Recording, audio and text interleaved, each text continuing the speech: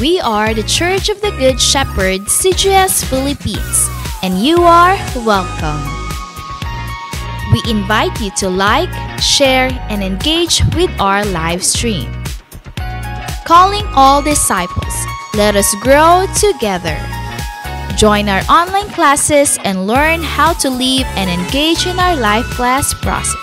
To all potential leaders of Christ, get involved in our School of Leaders 1, 2, and 3. Prayer is our weapon. Be part of our daily morning prayer every day at 5 o'clock. Corporate morning prayer via Zoom every first Friday of the month. In-person corporate prayer every last Monday of the month. Leaders of this generation, engage in our leaders meeting with our senior pastor, Pastor Rami Hinares Jr., every Tuesday at 7 p.m. Indeed, we are unstoppable, and the church is getting bigger. Again, we are the CGS Philippines, and we have the vision.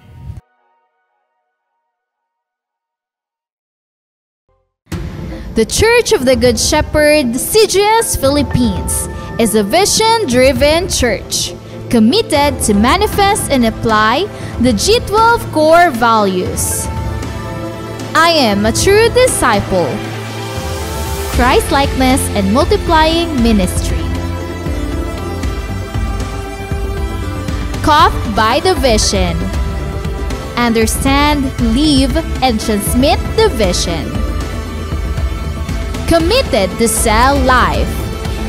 Evangelism, leadership development, and multiplication. Passionate spiritually. Devotional life, prayer and fasting, and holiness.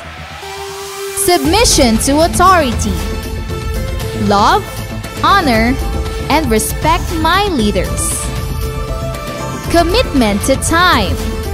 Manage and invest my time for the kingdom. Lifelong relationship. Accountability and responsibility. I love equipping and training. Training is my happy hour. I am a leader of 12 disciples. I am born to multiply.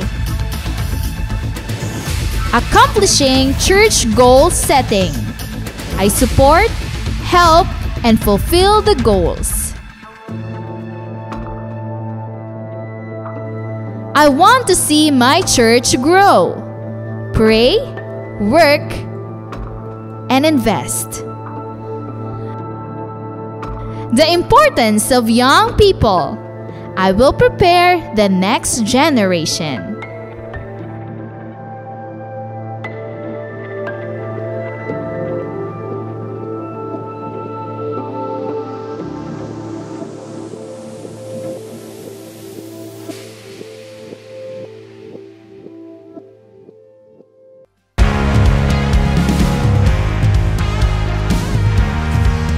The Church of the Good Shepherd, CGS Philippines, is not just a building, but it is about people who embrace God's vision that lives its purpose, loving God and loving people. Previous years might be tough years due to the pandemic, but because of God's faithfulness to His church, the vision became even clearer and the calling of His disciples became louder. Through our online platforms, unexplainable breakthroughs become possible, and the church grows bigger and greater. With the help of God's vision manifested to His disciples and leaders, winning people became unstoppable, not just here in the Philippines, but also all around the world. Disciples, leaders, and pastors in different churches became one in spirit to continue to rise up and expand the territory of God's kingdom. As we celebrate and worship the Lord, more than 1,000 disciples woke up early at 6 in the morning for our online simbahay. And to further develop them, more people were involved in the process of discipleship. First in life class, where they learned how to live a life according to the will of God. After life class, To continue the works of God's vision, disciples were trained and equipped through the School of Leaders 1, 2, and 3. Truly, God is faithful and He will not let the church stay ordinary. This year, as the vision goes further, some of the pastors and leaders began to go to the places reached by our online platform. Together with Pastor Rami and Pastor Adele, the church visited some places in the Philippines to connect and expand God's kingdom, the church, and His vision. All these things happens because pastors, leaders, and disciples in different churches and places are committed to prayer every morning and evening. The vision will never stop, and His people will never be silent. It is true, the latter house is greater than the former, for we are the church of the Good Shepherd, and we have the vision.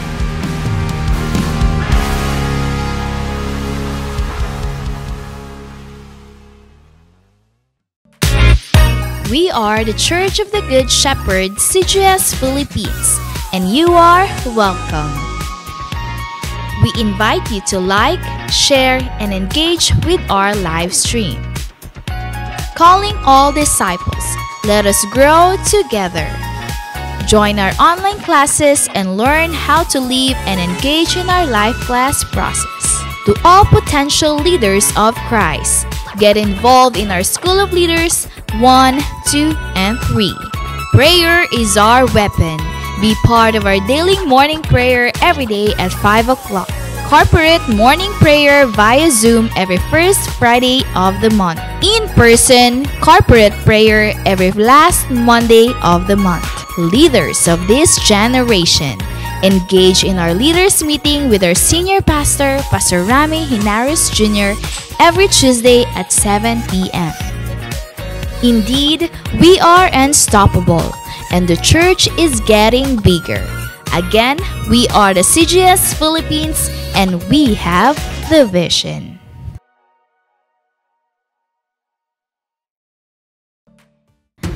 The Church of the Good Shepherd, CGS Philippines, is a vision-driven church committed to manifest and apply the G12 core values. I am a true disciple. Christ-likeness and multiplying ministry.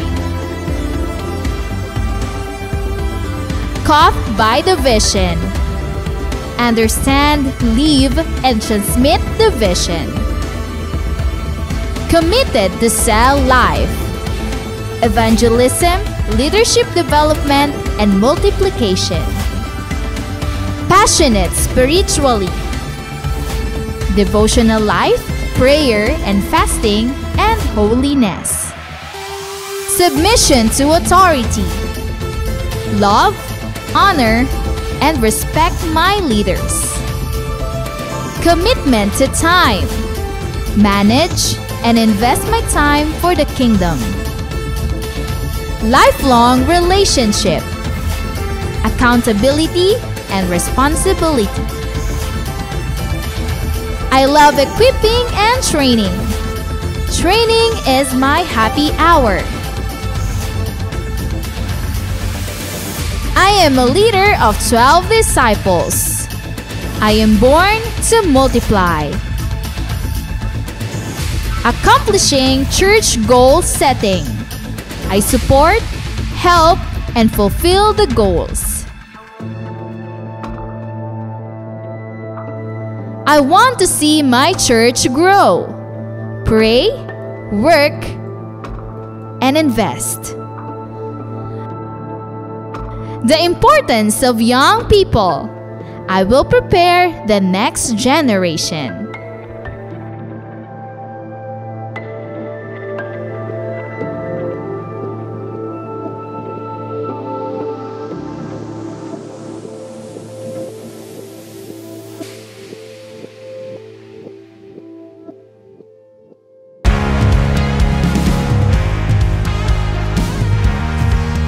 The Church of the Good Shepherd, CGS Philippines, is not just a building, but it is about people who embrace God's vision that lives its purpose. loving God and loving people. Previous years might be tough years due to the pandemic, but because of God's faithfulness to His church, the vision became even clearer and the calling of His disciples became louder. Through our online platforms, unexplainable breakthroughs become possible, and the church grows bigger and greater. With the help of God's vision manifested to His disciples and leaders, winning people became unstoppable, not just here in the Philippines, but also all around the world. Disciples, leaders, and pastors in different churches became one in spirit to continue to rise up and expand the territory of God's kingdom.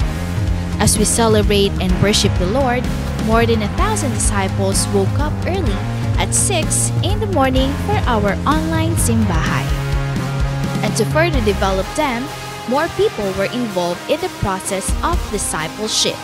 First in life class, where they learned how to live a life according to the will of God.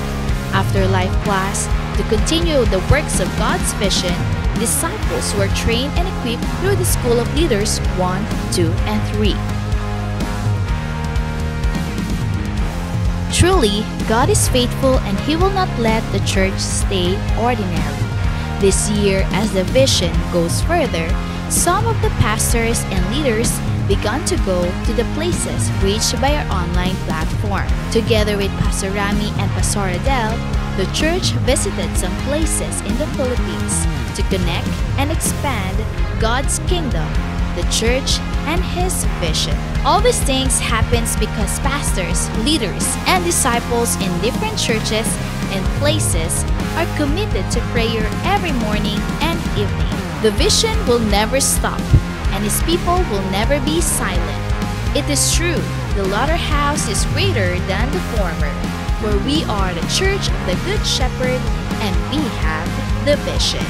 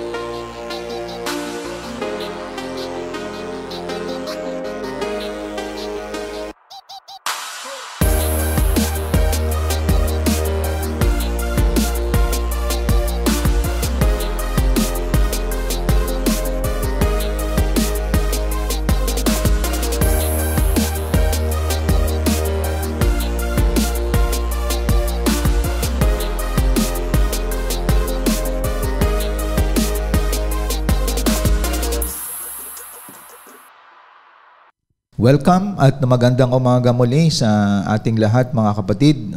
At welcome sa ating morning simbahay.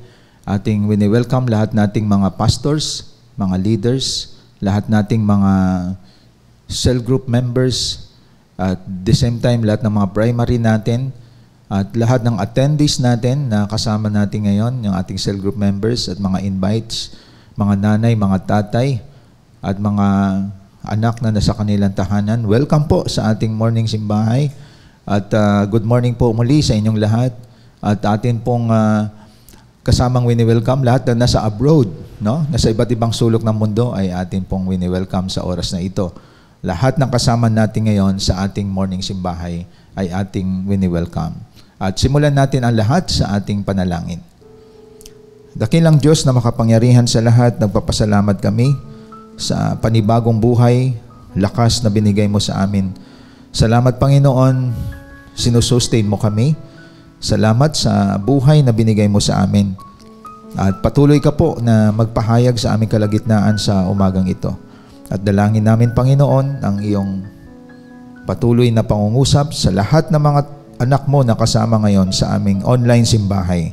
Sa oras na ito, sa ang sulok man ng mundo, sa Pilipinas, Luzon, Visayas at Mindanao, at sa lahat naming mga kapatid na nasa labas ng Pilipinas sa iba't ibang bansa. Ikaw po, Diyos, ang magpahayag sa bawat isa sa kanila, sa lahat naming mga kapwa Pilipino, Panginoon, nakasama ngayon.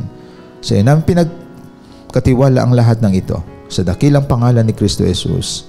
Amen and amen. Atin pong damhin ang mga awiting ito, dadalhin sa atin ng CJS Philippines Worship Team.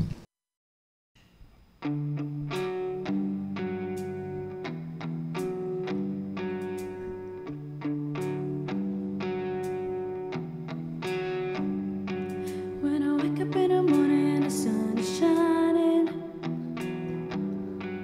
I know every new day's got something to find to it. Let my eyes see those who need to meet you. There are people out there who can use some good news.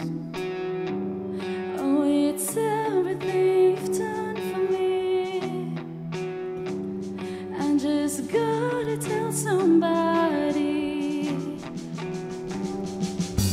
Hey, hey, tell all my friends, tell all my friends that Jesus loves them. Hey, hey, tell all my friends, tell all my friends he's the one in a one way. He lifts the broken heart, won't leave when life gets hard. Hey, hey, tell all my friends, tell all my friends that Jesus loves them. Tell all my friends, gonna tell all my friends. There's a whole wide world that needs to hear us. There's a people who need the power of Jesus. And for every question that I wonder, for the people we love, we've got the answer. Hey, hey, tell all my friends, tell all my friends that Jesus loves them. Hey, hey, tell all my friends, tell all my friends he's the one in a one way. He lifts the broken heart, only when life gets hard. Hey, hey, tell all my friends, tell all my friends that Jesus loves them. Tell all my friends, gotta tell them, gotta tell all my friends, tell all my friends, tell all my friends, gotta tell them, gotta tell all my friends. It's a good news, it's a gospel, it's a love so good, never runs out of style. It's a good news, it's a gospel for the rebels and the saints and no age of five. It's a good news, it's a gospel, it's a love so good, never runs out of style. It's a good news, it's the gospel for the rebels and the saints and no age of five.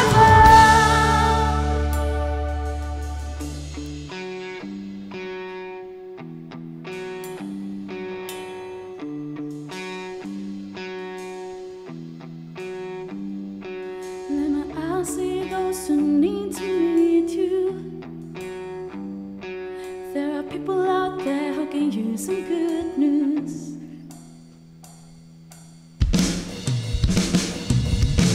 Hey, hey, tell all my friends that Jesus loves them. Hey, hey, tell all my friends he's the one and the one way. He lives a broken heart, won't leave when life gets hard. Hey, hey, tell all my friends that Jesus loves them. Oh, my friend, gotta tell them, you gotta tell them, gotta tell all my friends, gotta tell all my friends, tell all my friends, gotta tell them, you gotta tell them, gotta tell all my friends. It's a good news, it's a gospel, it's a love so good, never runs out of style. It's a good news, it's a gospel, for the rebels and the saints, a knowledge revival. Salamat sa mga mensahe ng awitin na inihandog sa atin ng CGS Philippines at ang ating mga kultura na ating ginagawa. Every Sunday, andyan na po sa misa natin ang ating mga Bible or ating Bible, ang ating ballpen at ang ating notebook. At ito ay oras mo kasama ang Panginoon, mga kapatid, at gawin nating marangal ang ating pagsamba sa Diyos. Even in online platform, we know God is unlimited God. Kumbaga, hindi siya nalilimitahan at ang presensya niya nandyan ngayon sa inyong mga tahanan. At naway ang mga mensaheng ito ay magsilbing pagkain natin every week at maging gabay to sustain us, our spiritual life, at bigyan natin ng mataas na paggalang ang Panginoon. Na ikaw ay hindi lamang nagpapahalaga sa face-to-face, even in online platform, you respect God dahil ang Diyos natin ay banal at dapat nating siyang sambahin sa espiritu at katotohanan. At ang ating mga sarili, bigyan natin ng disiplina, walang aalis sa oras ng pagsamba at walang kumakain. Bagkus you prepare yourself, you present your body holy, at the same time ay holy sacrifice kay God na may kapakumbabaan sa Kanya. A living sacrifice before God. So sa umagang ito, mga kapatid, ang ating pag-usapan ay makikita sa Luke chapter 4 verses 18 to 19. Sabi dito, ang Espiritu ng Panginoon ay sumasa akin, sapagkat hinirang niya ako upang ipangaral sa mga mahihirap ang magandang balita. Isinugo niya ako upang ipahayag sa mga bihag na sila'y lalaya at sa mga bulag na sila'y makakakita. Isinugo ako upang palayain ang mga inaapi at upang ipahayag na darating na ang panahon ng pagliligtas ng Panginoon. Ngayong umaga, ang ating pag-usapan is about the power of the good news. At ang mahalaga dito yung salitang good news, which is sinabi ni Jesus Christ. Sa verse 18, sabi niya, ang Espiritu ng Panginoon ay sumasa akin, sapagkat hinirang niya ako upang ipangaral sa mga mahirap ang magandang balita. At ito yung ating pag-usapan sa umagang ito. Bakit may kapangyarihan ang mabuting balita? Sabi nga ni Paul sa Romans chapter 1 verse 16, I am not ashamed to preach the gospel. It is the power of God for salvation. So, ibig sabihin, there is power sa good news. May power sa gospel. At atin munang alamin ang kaibahan ng good news na ating pag-usapan ngayon kaysa good news na pangunawa ng tao. Anong kaibahan? Ang good news sa tao, ganito yan. Good news kapag na-promote ka sa work, that's good news.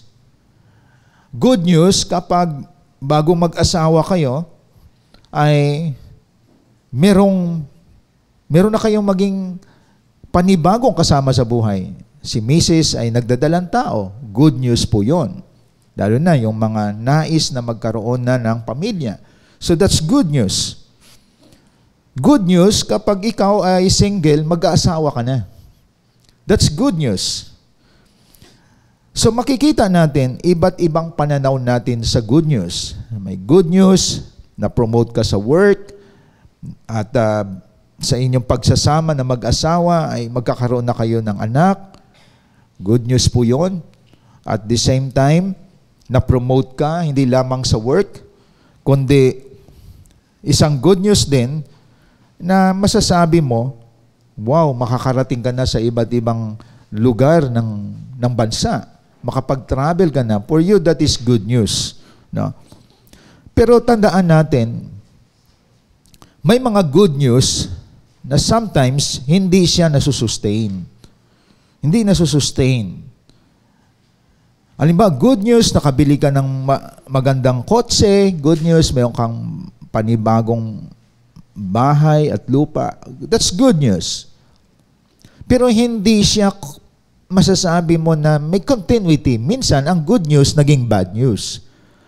Halimbawa, marami po na natutuwa kapag nagkaroon na ng anak.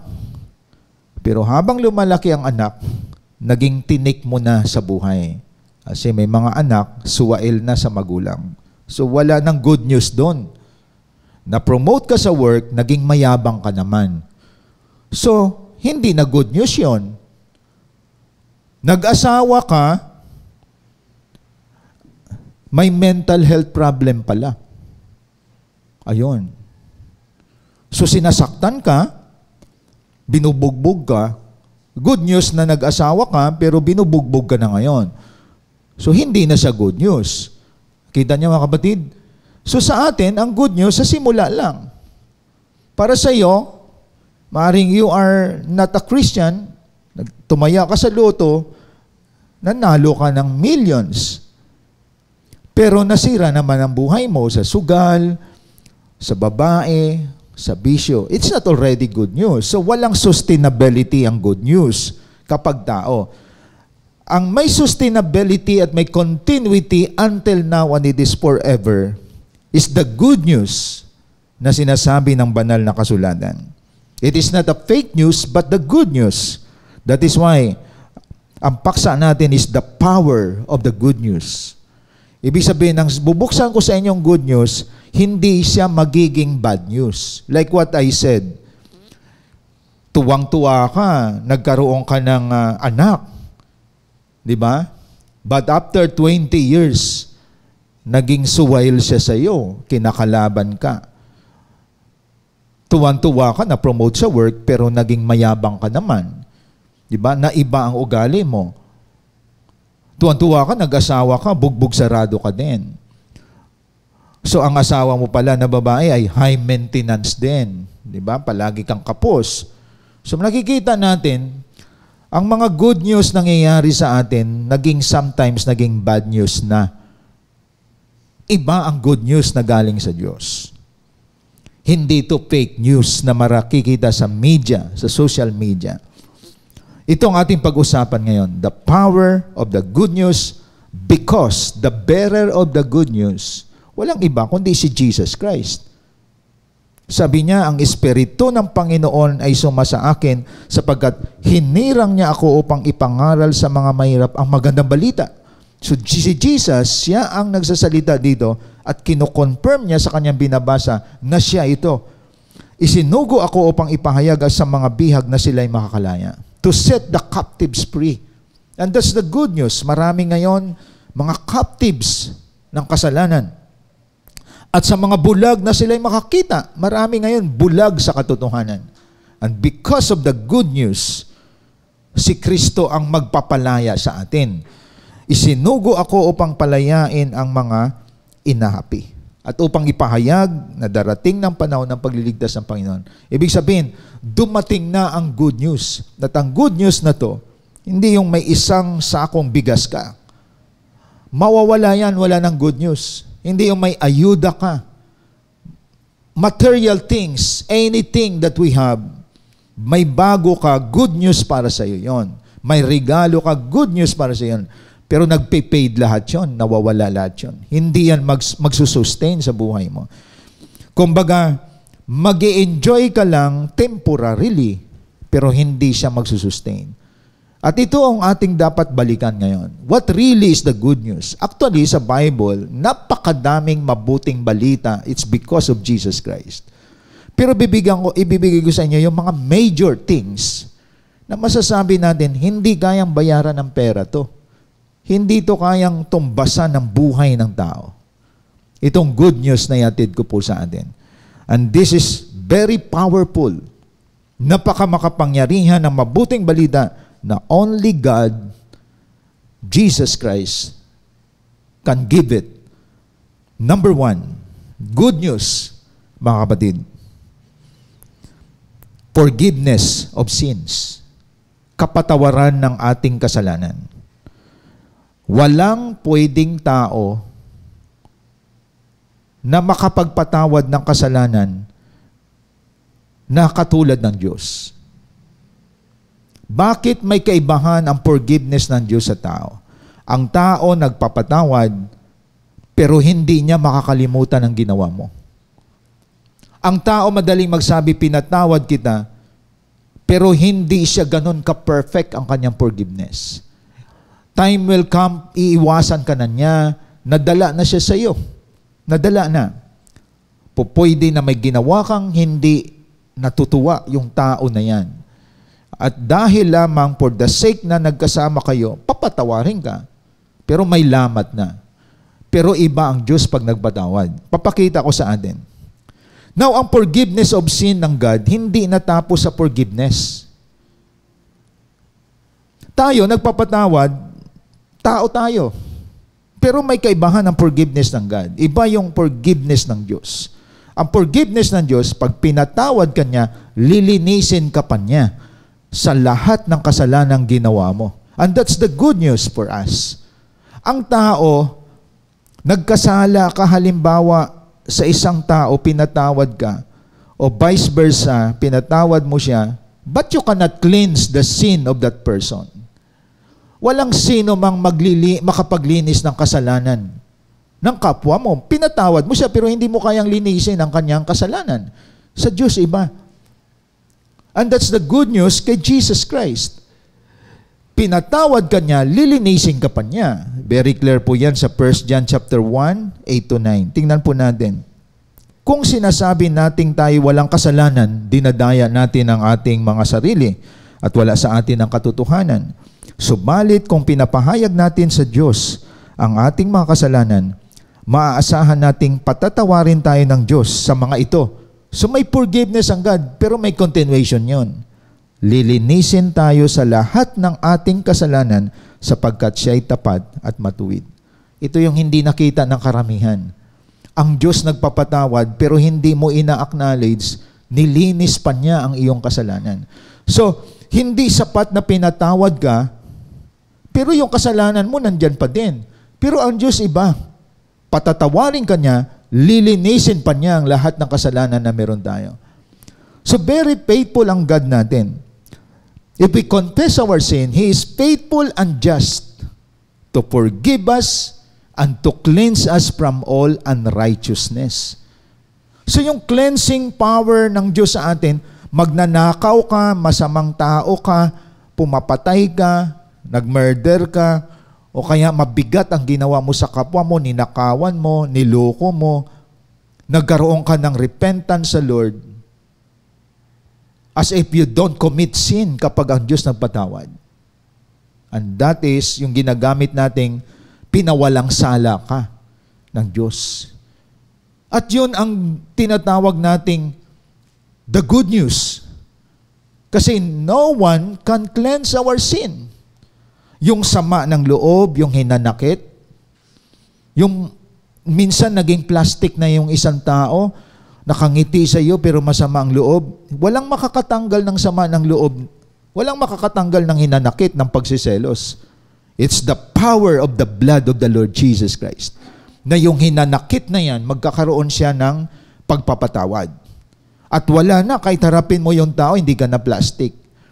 Hindi ka na nagkukunyari. Yung sama ng loob, yung hatred, kayang tanggalin ng Lord yan kapag isuko mong buhay mo kay Jesus Christ. And that's the good news. Dahil nagkukos ng sakit ang inggit, sama ng loob, yung galit, kakaroon niya ng karamdaman ng isang tao. But if you want to be pure before God, maging pure ka rin sa paglapit sa Kanya, luhod mo yan, hingi ng patawad, And by the power of the blood of Jesus Christ, makikita mo, makakalaya ka. Kaya nga malinaw kanina sa binasa natin, palalayain tayo mula sa pagiging alipin ng kasalanan. No? At ang bulag ay makakakita kasi dumating na siya na may taglay ng mabuting balita. At ang mabuting balita diyan, hindi yung uulan ng salapi sa bahay nyo. Ang mabuting balita diyan, hindi yung magkakaroon ka ng material things. Ito, ang mabuting balita na ito, mga kapatid, forever to na nasa iyo na hindi in-acknowledge ng iba. Iba kasi ang tinitingnan, material things sa halip na spiritual things. If you know this, you understand this, every day you are victorious. So nakikita natin ang number one na problema ng tao, kasalanan. Kung bakit may mga kurakot sa gobyerno, kasalanan dahilan noon. Kung bakit na may mga patayan, may mga drugs, bisyo sa alak, bisyo sa sigarilyo, pagsusugal, panlalamang sa kapwa, pinaka-main root niyan, mga kapatid, is sins, kasalanan. And only God can cleanse and forgive us sa lahat nating kasalanan. Kahit na ikaw nang may matinding kasalanan, lulong ka sa droga, lulong ka sa bisyo, sa sugal, sa babae, sa alak, ano man yan. Kung ikaw ay magpakababa at lumapit sa Panginoon, lahat niyan buburahin ng Diyos, inside and outside, para kang newborn babes. At yun ay ibig sabihin ng born again. So ibig sabihin, iba ang forgiveness ng Diyos. Naglilinis siya ng kasalanan. At ito sa mga major verse natin, makikita yan sa Hebrews 9:22. Ano sabi sa Hebrews 9:22? Kaya na sinabi, all things are possible with God. Yung impossible sa tao, posible sa Lord.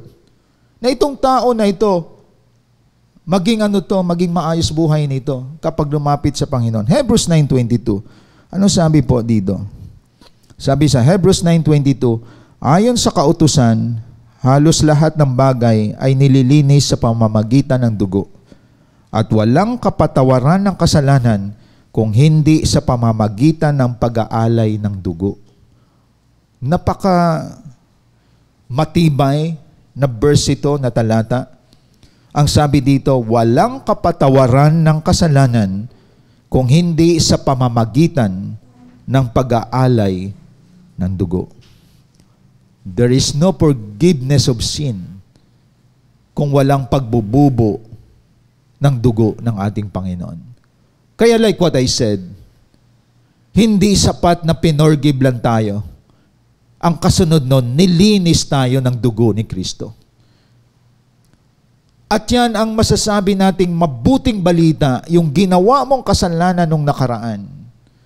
May ginawa tayo lahat na kasalanan sa past natin.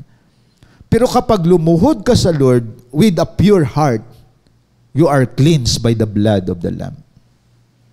Ikaw na yung may matinding ginawa, naging immoral ka, naging magnanakaw ka, naging sinungaling ka, naging drug addict ka. Lahat ng nasa iyo ay lahat ng mga negative nasa iyo na panluloko sa kapwa, pagsisinungaling. Ang Bible ay makapangyarihan, mas makapangyarihan ng dugo ni Kristo na linisin po tayo. So pag sinabi forgiveness of sin, there is cleansing of the blood of the Lord Jesus Christ. Yung mahirap na akala mo wala ka ng solusyon, kay Kristo may solusyon, mga kapatid. That is why that is the power of the good news na only Christ can do that, mga kapatid. Hindi mo kailangang parusahan sarili mo, hindi mo kailangang magpakamatay na sabihin mo, hopeless na buhay ko. Hindi. Walang hopeless sa Diyos. Sinasabi mo na wala ka ng pag-asa. Hindi. Kahit kasing dumi ng basahan ang ating buhay, kayang linisin ng Diyos yan. That is in Isaiah chapter 1 verse 18. Anong sabi sa Isaiah chapter 1 verse 18? Tingnan po natin. So makikita natin, mga kapatid, that's the power of the gospel. or the power of the good news. Chapter 1, verse 18. Anong sabi po dito sa chapter 1, verse 18? Halikayo at tayo'y magpaliwanagan, sabi ni Yahweh, gaano man kapula ang inyong mga kasalanan, kayo'y aking papuputiin tulad ng yelo o bulak. Grabe si Lord. Ibig sabihin, gaano man kapula ang kasalanan natin, kaya niya tayong paputiin tulad ng yelo o bulak. So, ibig sabihin, there is now no condemnation to those who are in Christ Jesus. Kaya pala sinabi ng verse na yan sa Romans chapter 8. Ibig sabihin, kung naunawaan ninyo ang spiritual na mensahe na ito, you will not condemn yourself, hindi ka magkakaroon ng self-pity, you will not punish yourself, kundi you just humble yourself before God, and God will cleanse every sin that you commit in the past. Kasi marami ngayon nabubuhay sa nakaraan. Kinukondem ang sarili.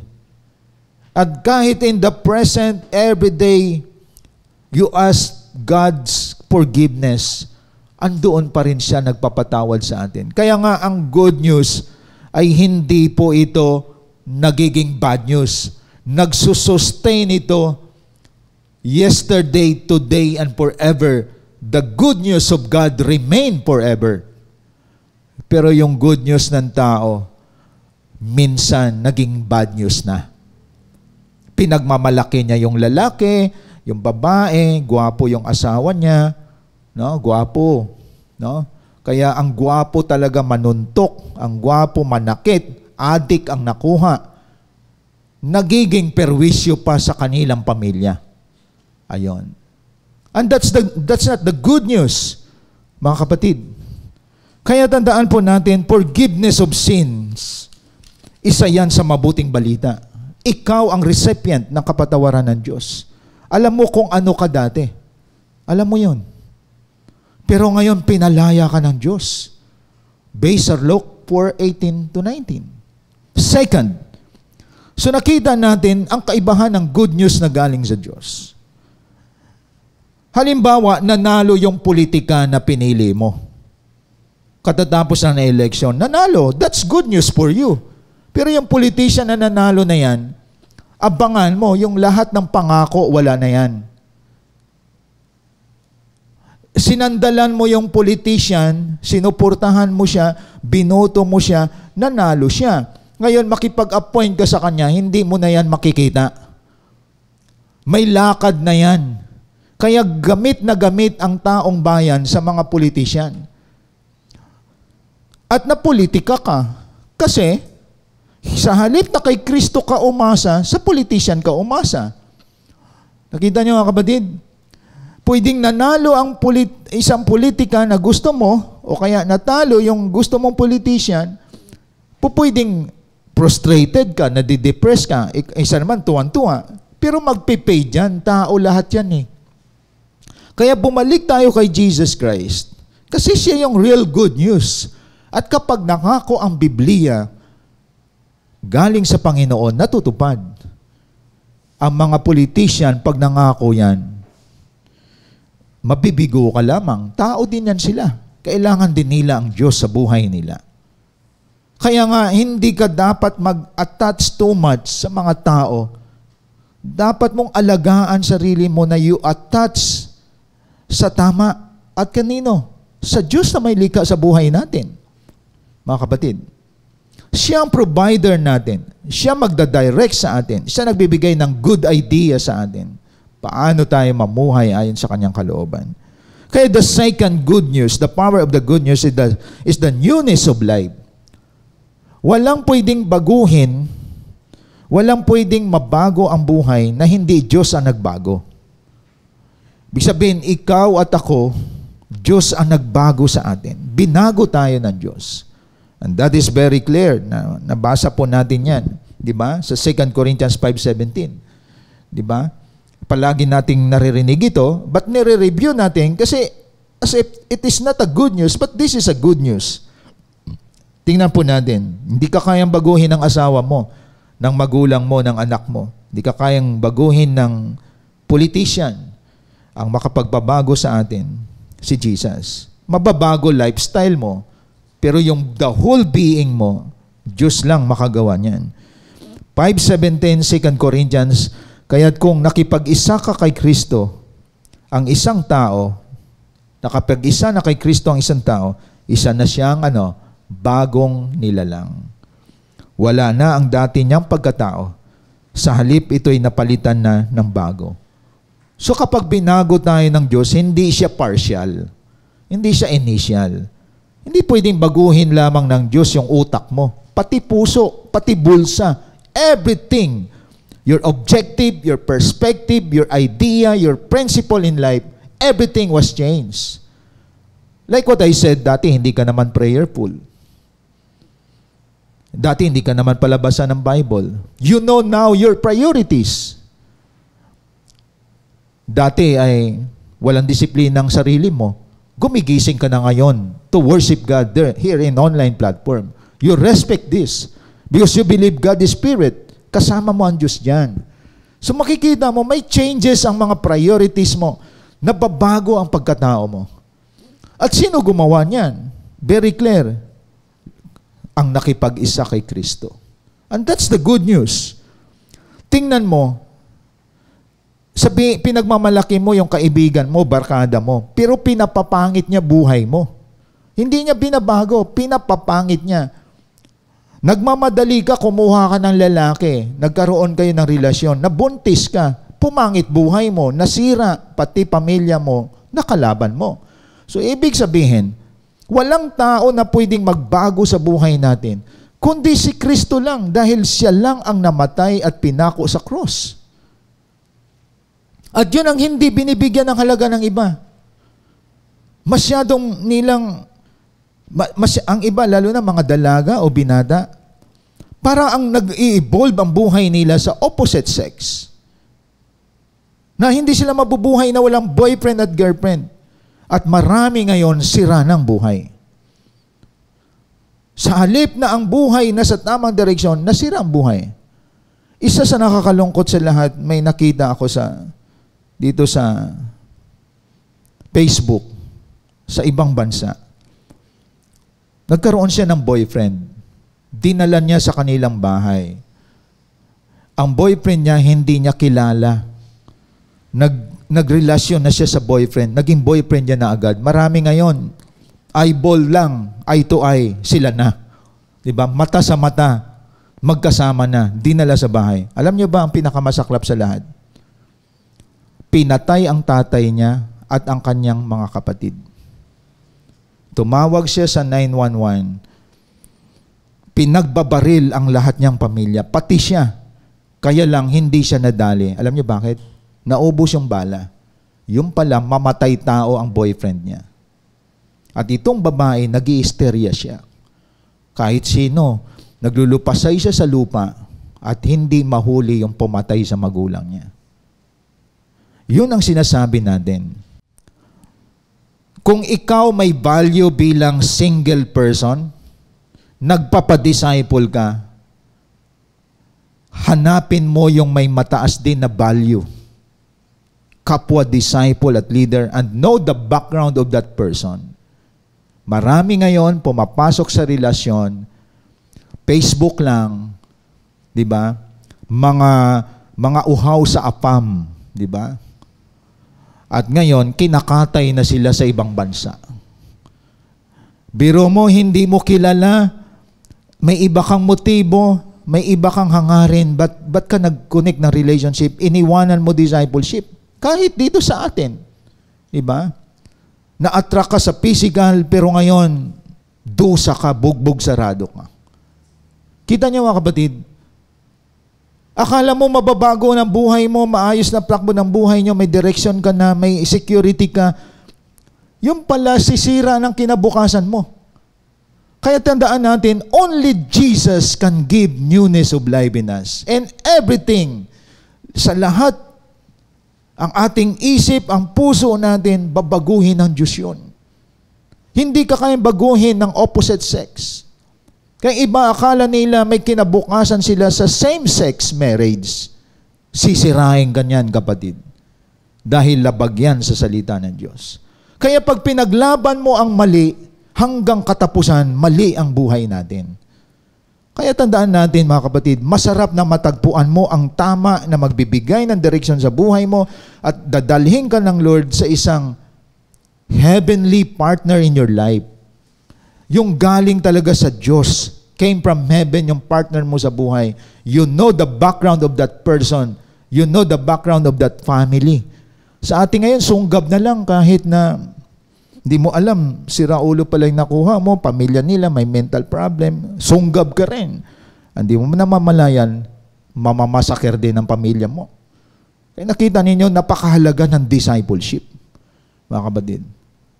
Saka nakakita, nag-asawa ka, sasampalin ka lang ng partner mo, bubugbugin ka, at itatapon ka na hindi alam ng pamilya mo. Kaya lahat ng single, huwag tayo, mga kapatid, yung parang uhaw sa relasyon. No? Sabi nga nila, huwag maging atat, mga kapatid. Huwag masyado. Balik kayo sa discipleship. So nakita natin, newness of life is very important. Yung dati mayabang ka, humble ka na ngayon. That is newness of life. Dati sinungaling ka, totoo na sinasabi mo. Yun ang ibig sabihin ng newness of life. Hindi ka na nagsisinungaling. Dati old form, ngayon nasa new form ka. Ano yung old form? Lumang pagkatao. Nakikita sa iyo. Pinapractice mo yan. Nagmumura ka. Mapagbintang ka sa isip. Mapanira ka sa iyong kapwa. That's already your life. You elevate yourself. You destroy people. Old form yon. Ngayon, nasa new form ka na ngayon. You love people and you love God. That is the newness of life. At hindi mo magagawa yan. Ang mga tao, kaya niyang baguhin sarili niya, pero hindi maglalas yan for 1 week. Pwedeng maging plastic ka, kasama mo yung mga binago ng buhay. Pero lilitaw ang tunay mo na kulay. Ang tanging makapagpabago sa buhay natin is our Savior, the Lord Jesus Christ. Ang sino man kay Kristo ay bagong nilalang. Ibig sabihin, you need to have relationship with the Lord Jesus Christ. That is why inaalagaan natin relasyon natin sa Panginoon. We value cell group community. We value prayer every day. We value Bible reading every day to sustain our connection with the Lord Jesus Christ. Kita niyo, mga kapatid, masarap na maging partner mo sa buhay. Pariho kayo ng journey, pariho kayong nagsiserve sa Panginoon. Mga kapatid. Kaya sa mga kabataan na nandito ngayon, know the background of the family. Na feel in love ka, you must feel in love also sa pamilya.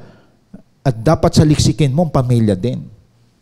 Diba? Dapat galing din sa lahi ni Abraham.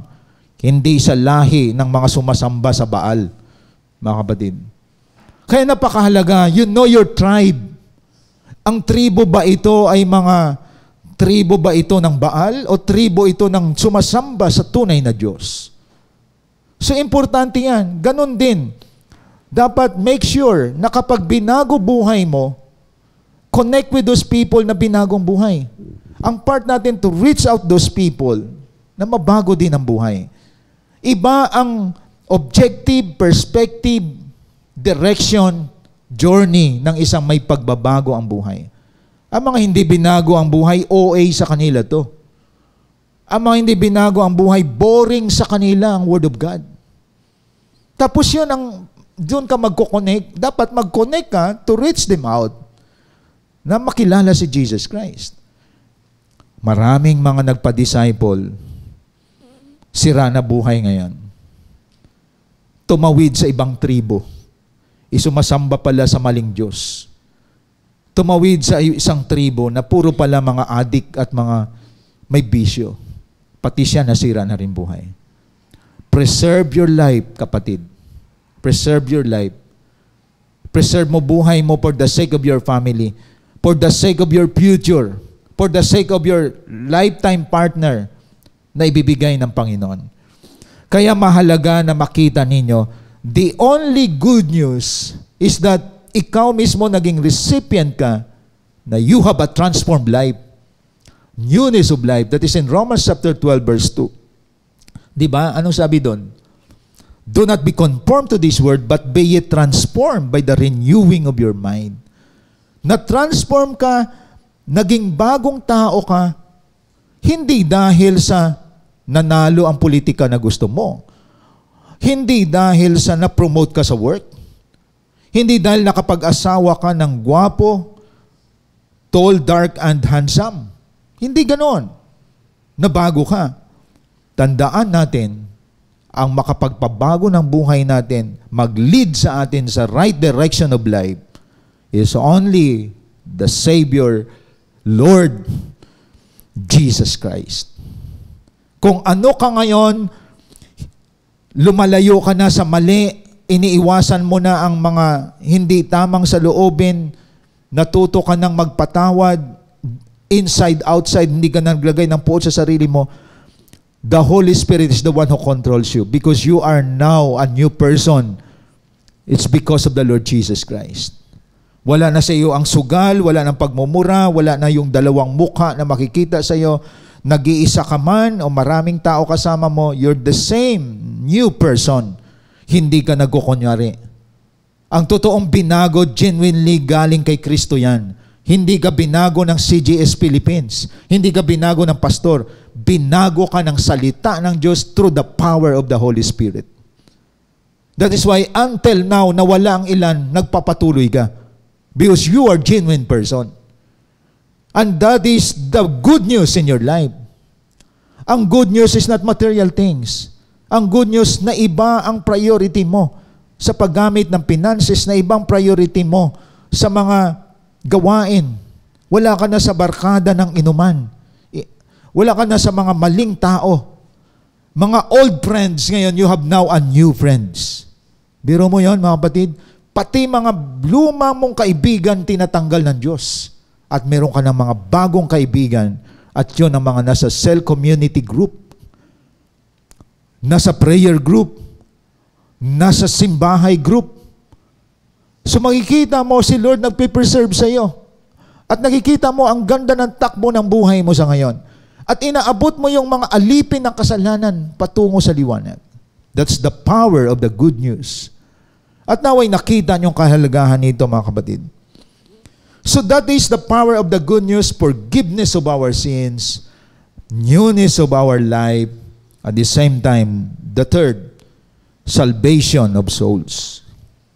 Kaligtasan ng ating kaluluwa. Only Christ has the power to save us. Walang tao na pwedeng iligtas tayo mula sa impyerno, mula sa kadiliman, mula sa kahirapan, mula sa pagiging alipin ng kasalanan. Walang sikat na tao na pwede iligtas po tayo. Even ang pinakamayamang tao sa mundong ito, si Haring Solomon, sabi niya, vanity, all is vanity. Walang kwenta lahat ng bagay. Walang nakapantay sa yaman ni Haring Solomon until now. Pero sinabi niya, walang kwenta ang lahat ng bagay. Ang tanging gawin ng tao, matakot sa Diyos at maglingkod sa Diyos. Kita niyo mga kapatid? Hindi ka kaya iligtas ng bahay, ng lupa na meron ka. Hindi ka kaya iligtas ng lahat ng meron ka, sasakyan, gadget, bag, sapatos, everything that you possess. No? Ikaw na ang pinakamayaman sa tingin mo sa sarili mo. Pera, meron ka, pero hindi yan makapag-save sa buhay mo. Kaya nga ang good news, lahat tayo patungong impyerno, sira lahat ng buhay natin, galing tayo sa dysfunctional family. Lahat niyan, nilagay ng Diyos sa tamang order. Because we found the Lord Jesus Christ, hindi lang siya nagbabago ng buhay, nagbibigay pa siya ng kaligtasan. Ang masarap nito, alam mo kung saan ka pupunta. You have the assurance of salvation. Na you know you have eternal life. Yun ang isang buhay na may tinatawag na masasabi nating forever hope. Pati pamilya mo, nakakatiyak ka na sila ay patungo din sa Panginoon. Marami, alam nyo, takot mamatay. Walang katiyakan ang buhay nila. At sabi nila, walang nakakatiyak niyan. Sila lang nagsabi noon, pero ang Bible nagsasabi. Di po ba? John 3:16, napakalinaw noon. Ang sino mang manampalataya may buhay na walang hanggan. Kapag nanalig tayo kay Kristo Jesus na namatay sa cross. Very clear sa Acts 4:12. Tingnan po natin. Gawa 4:12. Anong sabi dito? Sa Kanya lamang matatagpuan ang kaligtasan, sapagkat walang ibang pangalan ng sino mang tao sa buong mundo na binigay ng Diyos sa mga tao upang tayo ay maligtas. Napaka-powerful ng verse na ito. Wala ka nang matatagpuan na kaligtasan. Hindi mo matagpuan yan sa pinakamayamang tao sa daigdig. Hindi mo matatagpuan yan sa lahat ng politika dito sa ating bansa. Hindi mo yan matagpuan sa presidente ng Pilipinas. Hindi ka dapat kumakapit sa mga tao na nasa politika. Kasi hindi sila nagbibigay ng kaligtasan at pag-asa sa ating bansa. Walang ibang pangalan sa buong mundo na binigay ng Diyos sa mga tao upang tayo maligtas. Ang pangalang Kristo Jesus lamang. Kaya ang pamilya natin, ang ating asawa, mga anak, dalhin kay Kristo. Hindi dalhin sa tao. And that is the good news. Ipagpatuloy nyo to kasama pamilya nyo nakikinig. Ipagpatuloy nyo ang inyong, alam ninyo kaya may online, may face-to-face. Ang sinusustain dito yung mga talagang malalim ang pagmamahal sa Diyos. Hindi ito para sa mga tao na binabaliwala ang Panginoon. Kaya kayo po ay mahal ng Diyos. Sinusustain ang social media kasi marami ang nagmamahal sa Diyos. Marami nagmamahal sa salita niya. Marami sa mga tao, even in face-to-face, Diyos ang una sa kanila. That is why, saan ka man pumunta, hindi pinabayaan ng Diyos ang mga seekers of the truth. Hindi ito para sa mga pagano na ang kanilang priority material things. Para sa inyo to mga kapatid. Kayo na gumising ng maaga at inunan yung Panginoon, nakatatak ka sa Lord. Nakasealed ka kay God. You are sealed by the Holy Spirit. And you are thirst about God. You thirst about God. At yun ang inuuna ng Diyos. Na hanggang sa pagdating niya, ikaw at ang pamilya mo makasama. Kasi may pagkauhaw ka sa Lord. That is why the good news is, kaya mo ginagawa do, you have the salvation. May kaligtasan ka at kaya tayo nagwi-win soul. We want na ang mga tao mabuksan sa pagkabulag. Makalaya sila sa kanilang mga kasalanan. Ang tao'y gumaling sa sakit na espiritual. Yun ang sinasabi kanina sa Luke 4:18. And that's the good news. Ganun tayo dati. At ang maganda dito, nabubuhay ka everyday, wala kang takot. You are not afraid to die because you know your destination. And you don't focus sa lahat ng material na bagay. Ginagamit mo yan to expand the kingdom of God. Pero you don't love all those things. Ang minamahal mo, ang nagbigay ng kaligtasan sa iyo. Kaya nga, priceless ito mga kapatid. Hindi mo kayang bilhin ang kaligtasan. Maraming mayayaman patungong impyerno dahil ang kanilang kaligtasan ay ang kanilang kayamanan. Kaya maganda nga, mayaman ka na, may kaligtasan ka pa. Yun ang abundant life, mga kapatid. Pinayaman ka ng Diyos, ginagamit mong yaman na yan para maraming masave. Hindi para maging makapangyarihan ka sa mundong ito. Kaya salvation is primary need of anyone. Kaya tandaan natin, kahit meron ka na lahat ng bagay sa mundong ito, mapapahama ka pa rin kapag wala kang kaligtasan.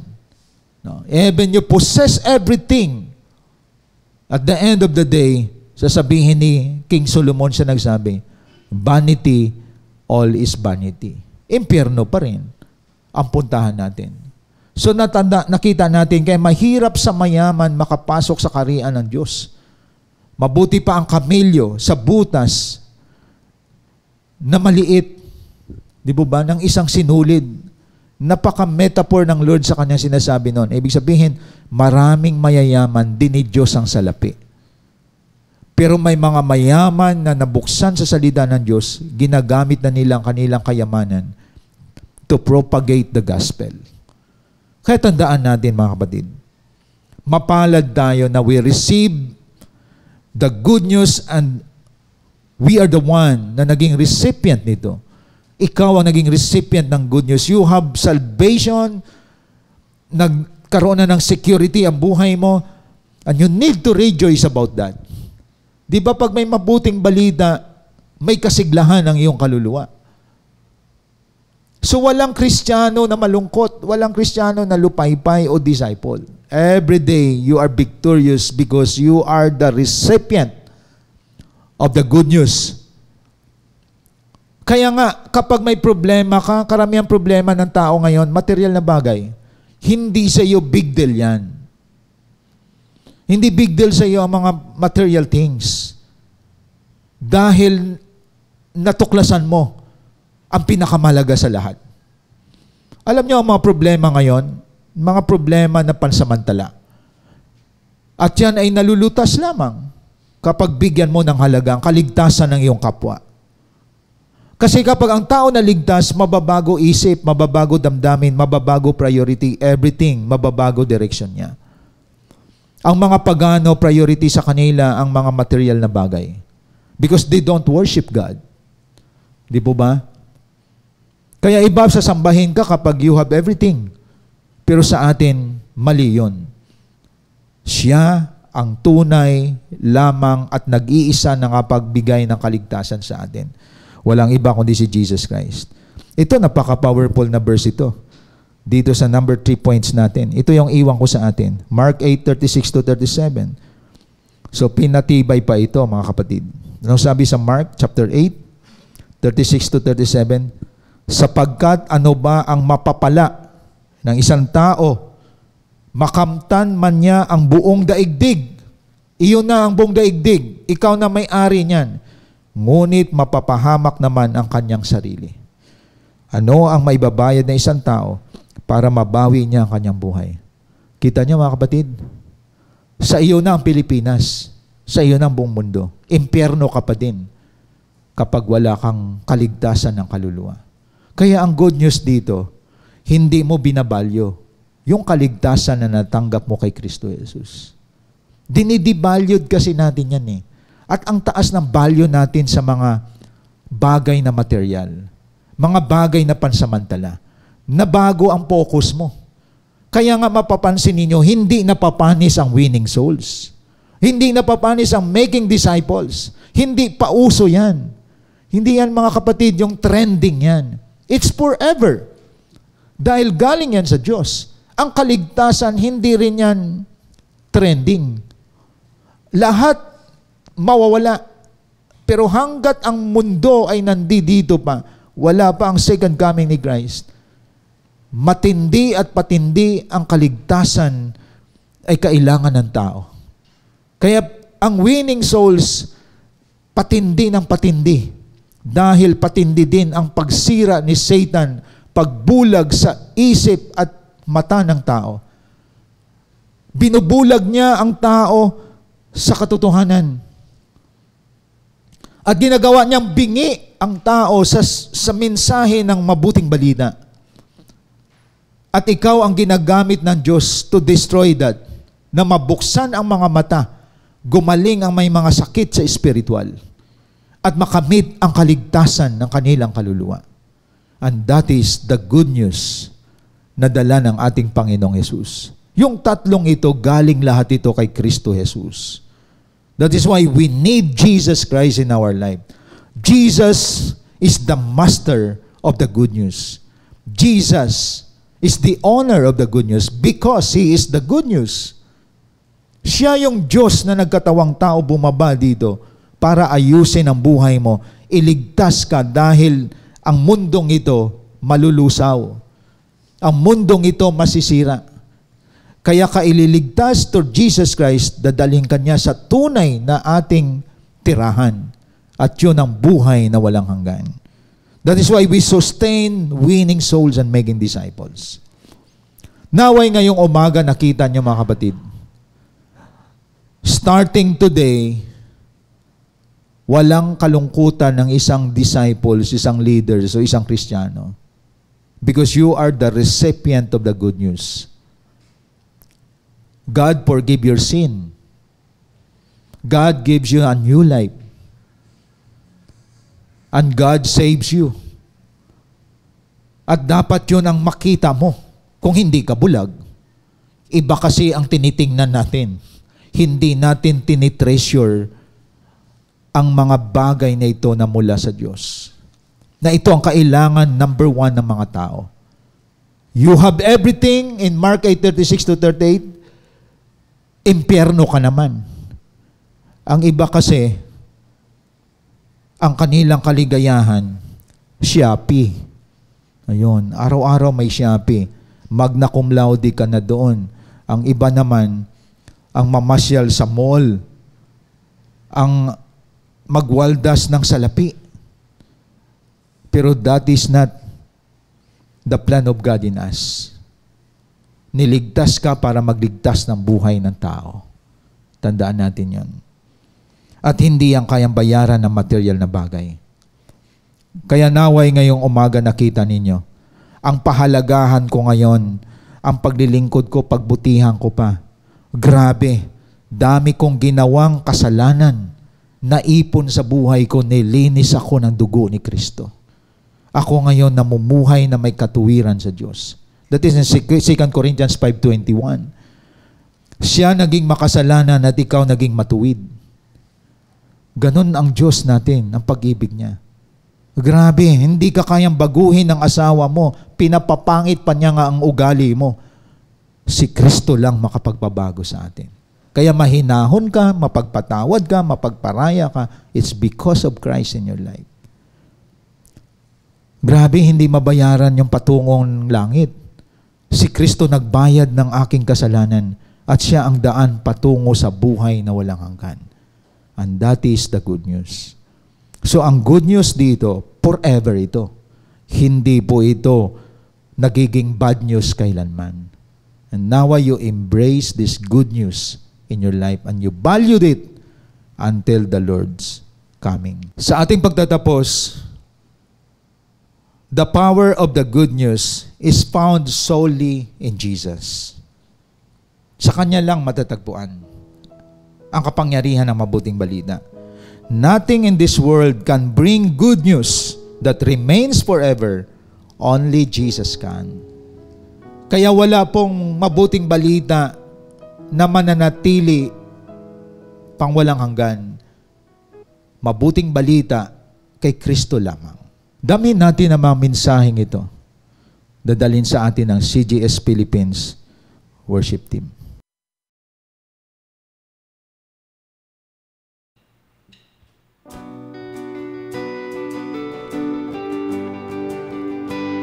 Come to you today, Lord.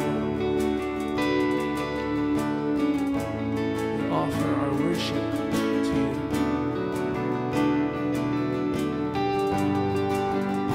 We give you glory, Lord. Let's declare. The precious blood of Jesus Christ redeems, forgiven, I'm alive, restored, set free. Your majesty resides inside of me. Forever I believe, forever I believe. Arrested by your truth and righteousness, your grace has overwhelmed my your spirit, led by your word. Your love will never fail. Your love will never fail. All together. Cause in all you gave the world, your only Son, for us to know your name, to live within the Savior's love, and it took my place, knowing he'd be crucified in your love. your love. People undeserving, 'cause I know Yes, you Lord. gave the world your only Son for us to know your name, to live within the Savior's love, and He took my place, knowing He'd be crucified in your love, your love. People undeserving, 'cause I know you gave the world your only Son for us to know your name, to live within the Savior's love, and He took my place, knowing He'd be crucified in your love, your love. People undeserving.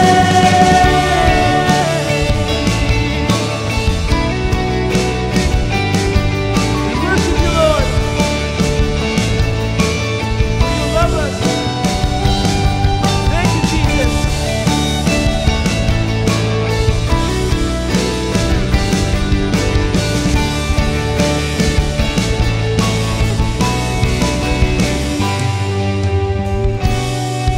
Arrested by your truth and righteousness, your grace has overwhelmed my brokenness. Convicted by your Spirit, led by your word, your love will never fail, and your love will never fail.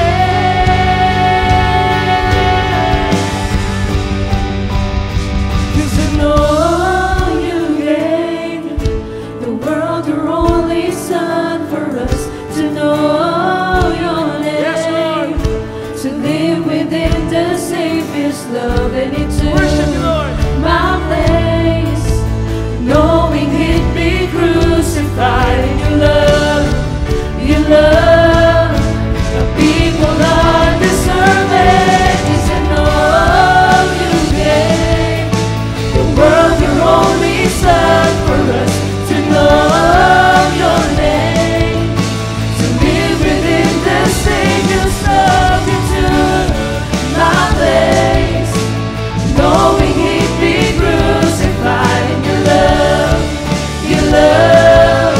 The people undeserving, 'cause I know you gave the world your only Son for us to know your name, to live within the Savior's love, and He took my place, knowing He'd be crucified in your love, your love. The people undeserving.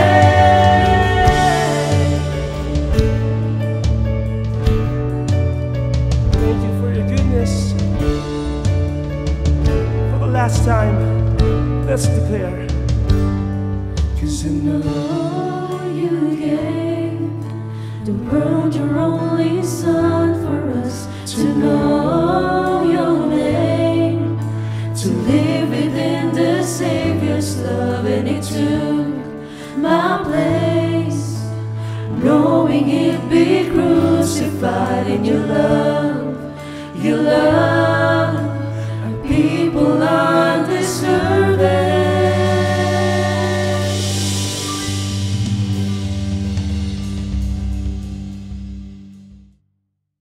Let us pray.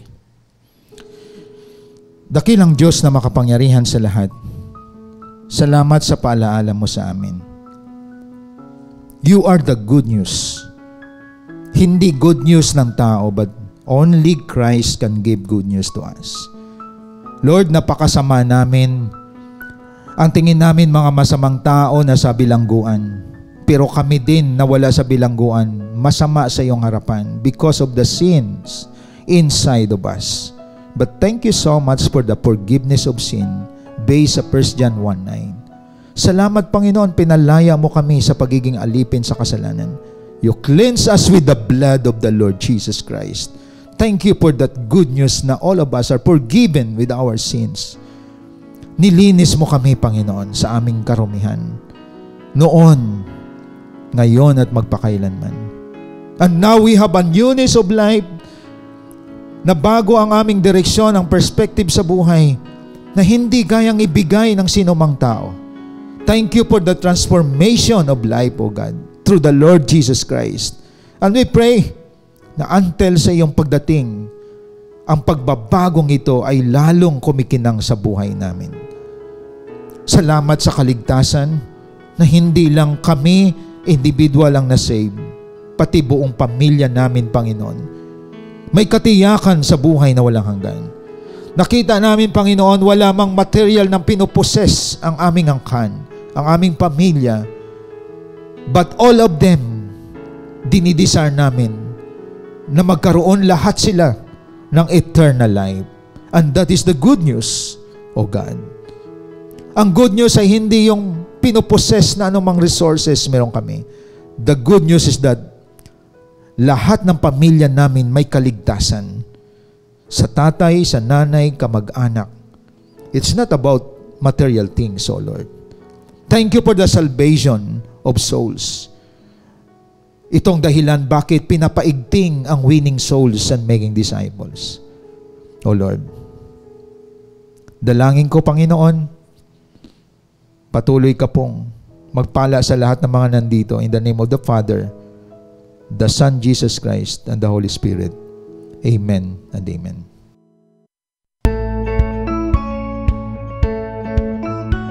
Hope you've been blessed by the message of God today as we continue to extend our calling in loving God and loving people, even in online, and keep you more updated to our journey in God's vision. Connect to us wherever you are.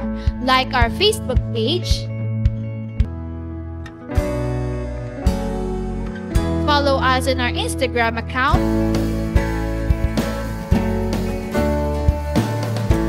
and subscribe to our YouTube channel. Be a blessing and always be updated. Are you blessed? Now it's time for you to become a blessing online by sending stars to support our local church and take part in our lot project. And be a cheerful giver through sending your tithes and offering to our GCash account.